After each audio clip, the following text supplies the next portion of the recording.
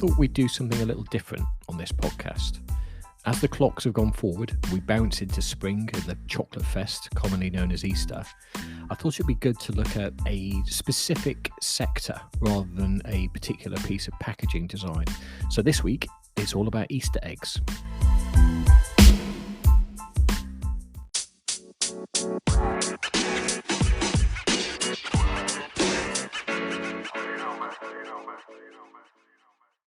It seemed like Easter for the last 8 weeks. If you've been into any supermarket recently, you'll notice the shelves are strewn with a plethora of examples from some of the big players down to some of the smaller independents.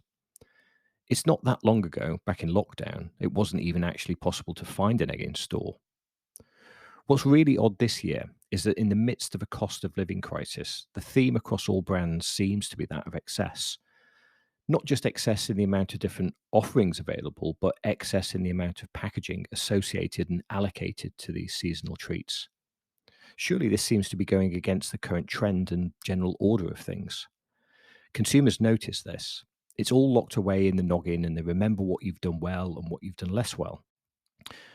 One of the big consumer pushes across all of packaging is to look at a reduction in the overall amount of materials used. It's fair to say that Easter eggs would buck this trend. It may be at the moment that consumers are looking to take solace in treating themselves and having a bit of indulgence, or maybe it's because the big brands simply aren't listening to consumers. Either way, it does seem to be going against every trend I've seen out there. Most of these brands, especially the big players, seem quite happy to fly the flag of sustainability when it suits, but in practice, they don't seem to be able to carry that through. One of the cheekiest culprits I've seen is Cadbury's. And when you're looking at £12 for an Easter egg, you can see why there's a desire to make it look like you get much more bang for your buck. One of the first things I'd mention is that there's still a gross overuse of packaging material. Sure, they're very delicate items and they need to be protected. However, some of the cartons have around 6 or 7 centimetres of padding around the outside. This is clearly going beyond the need to protect them. It can only be seen to make the product look much bigger than it actually is. Just to put a bit of context on this, Cadbury's Extra Buttons large eggs have around 419 grams of chocolate in them.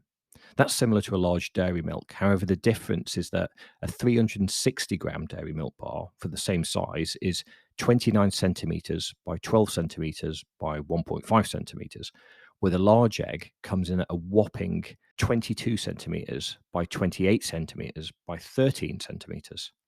Quite a difference. The big question on my mind here is, how does this represent sustainability in any format? They're shipping oodles of dead space and using way more substrate in the overall construction than is required.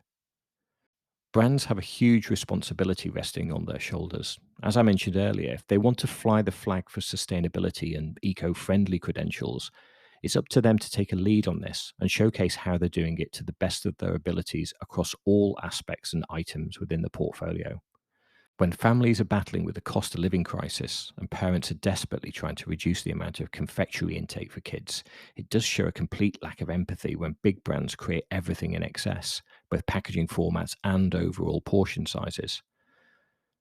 I'll open the podcast for comments, and it'd be great to hear everybody else's thoughts on this. Have you bought one? Would you buy one? And are you shocked at the overall excess waste of space and packaging materials?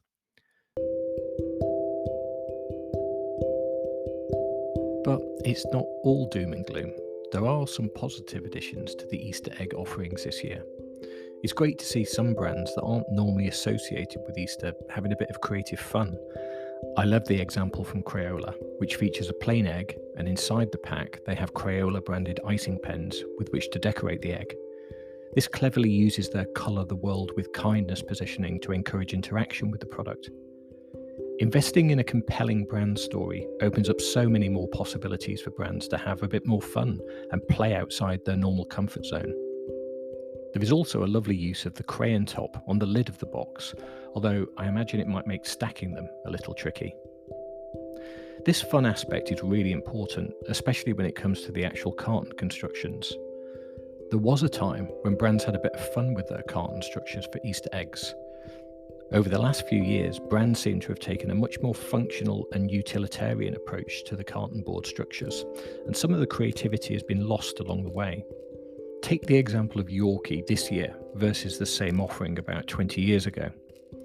That clever little carton board construction was linked to the advertising campaign of the time, featuring a lorry driver, and whilst the message may not stand the test of time, the playful aspects certainly have.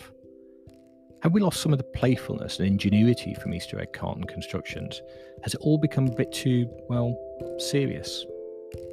I'll open up the comments section so you can let us know what you think. So until next time, have a fantastic week and keep well.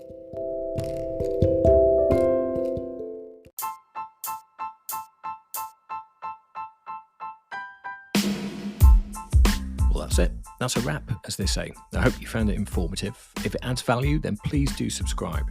I'm Al, owner and creative director of Slice Design. You can follow me on my LinkedIn page, which is linkedin.com/in/Alan Gilbody, or you can follow us on our company website, which is slicedesign.co.uk.